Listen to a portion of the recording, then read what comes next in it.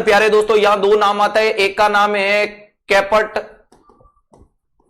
सक्सीडेनम, ध्यान रखिएगा, और दूसरा नाम होता है जिसको बोला जाता है सिफेल हिमेटोमा, सिफेल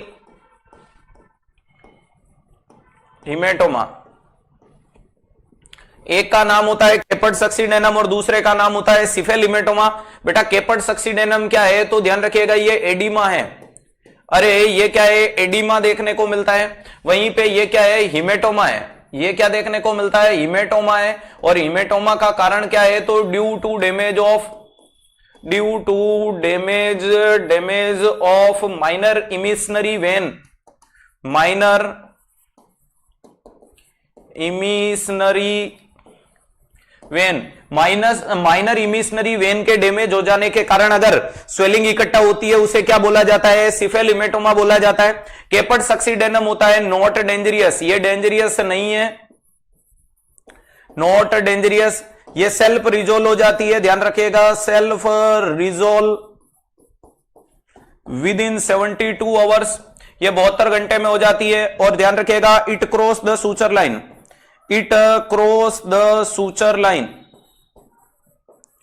सूचर लाइन को ये क्रॉस करने का काम करती है।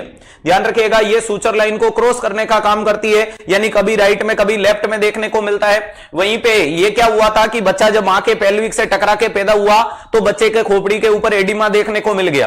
क्लियर है, ध्यान रखिएगा, वेरी इंपॉर्टेंट चीज है। एडिमा वाली कंडीशन है, नॉट डेंजरियस है, सेल्फ रिजोल्व हो जाएगा और क्रॉस करता है ये सूचर लाइन को। वहीं पे इसके लिए क्या बोलोगे, नॉट क्रॉस सूचर लाइन। अरे ये सूचर लाइन को क्रॉस करने का काम नहीं करते हैं। और नेक्स्ट इंपॉर्टेंट चीज है कि इसको ऑब्जर्व किया जाता है, ध्यान रखिएगा, इसको क्लोज ऑब्जर्व किया जाता है, ये जन्म के बाद देखने को मिलता है, क्लोज ऑब्जर्व किया जाता है। इफ स्वेलिंग परसिस्टेंटली इंक्रीज, इसका मतलब अभी भी ब्लीडिंग हो रही है, उसमें सर्जरी करके लाइगेट करना पड़ेगा। और अगर ब्लीडिंग रुक जाती है तो प्यारे दोस्तों वो ब्लड क्लॉट डिसोल्व हो जाएगा। ध्यान रखिएगा not cross suture line if swelling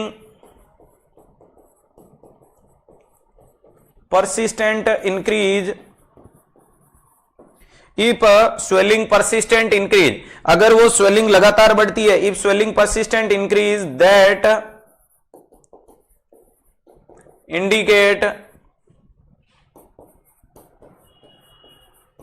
bleeding present and require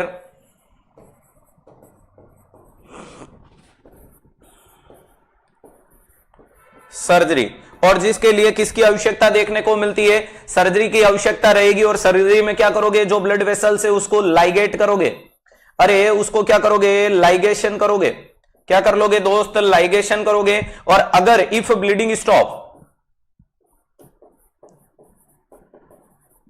stop then self resolve, then clot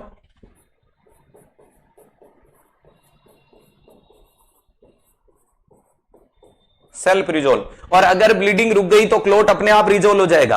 अगर ब्लीडिंग रुक गई तो क्लोट अपने आप क्या हो जाएगा, रिजोल्व हो जाएगा। इस चीज पे पूरा काम करना है, दैट्स क्लियर। तो क्या होता है कैपट सक्सीडेनम और क्या होता है सिफेल हिमेटोमा, ये क्लियर हुआ।